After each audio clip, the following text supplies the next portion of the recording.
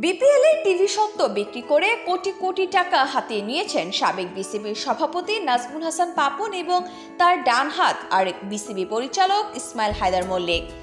এই দুই বোর্ডকর্তার কারণে গাজী টিভি সহ গত 10 বছরে টিভি সম্প্রচার সত্ত্ব কেনার বেশিরভাগ প্রতিষ্ঠান ছাড় পেয়েছে কোটি কোটি টাকা। বিশাল অঙ্কের সম্প্রচার সত্ত্ব কিনে পুরো টাকা না দিয়ে পার পেয়ে গেছেন সম্প্রচার সত্ত্ব কেনা প্রতিষ্ঠানগুলো। আর ছাড় পাওয়া এসব অর্থ পাপন এবং ইসমাইল হায়দারের পকেটে ঢুকতে পারে বলে ধারণা করা হচ্ছে। দৈনিক সমকালের এক অনুসন্ধানী রিপোর্টে এমনটি দাবি করা হয়েছে। বিসিবির আর্থিক লাভের কথা না ভেবে গাজী টিভি, বেনচেক ও সেম গ্লোবাল অ্যান্ড ওয়ার্কস্পেস টেকনোলজিকে ছাড় দেওয়া হয়েছে বিশাল অঙ্কের টাকা। এই কোম্পানিগুলোর সঙ্গে মল্লিকের গোপন সম্পৃক্ততার অভিযোগও রয়েছে।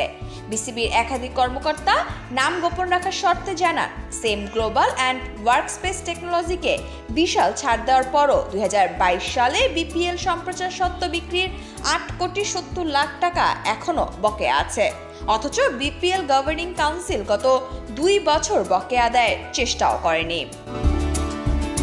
প্রতি বছর 35,50,00,000 টাকার বিনিময়ে 2022 থেকে 2025 সালের বিপিএল এর টিভি সত্ত্ব দেওয়া হয়েছিল তাদের। চুক্তির টাকা পরিশোধে ব্যর্থ হওয়ায় 2022 সালে কোম্পানিটির সঙ্গে চুক্তি বাতিল করা হয়।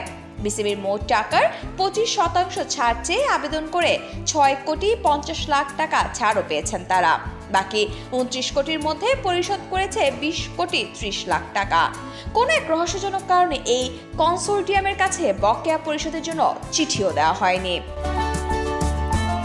বিসিবির একদল কর্মকর্তা মনে করেন, শেখ সোহেল ও মল্লিক বিষয়টিকে চাপা দেওয়ার চেষ্টা করেছেন।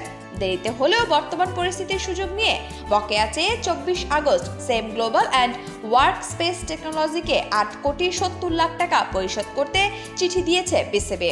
সময় বেঁধে দেওয়া হয়েছে 15 দিন।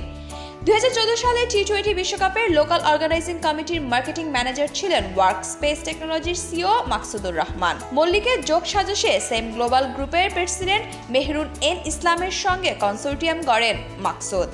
সেম গ্লোবাল অ্যান্ড ওয়ার্কস্পেস টেকনোলজিকে টাকা ছাড় দেওয়ার কারণ হিসেবে মল্লিক সংবাদ সম্মেলনে বলেছিলেন, জুয়ার বিজ্ঞাপন বন্ধ করতে 10 কোটি টাকা ছাড় দিয়েছেন। অথচ টিভি সত্ত্ব বিক্রির বিজ্ঞাপন থেকে শুরু করে চুক্তিপত্র শর্ত দেয়া থাকে তামাক ও কোনো ধরনের জুয়ার বিজ্ঞাপন চালাতে পারবে না খেলা চলাকালে।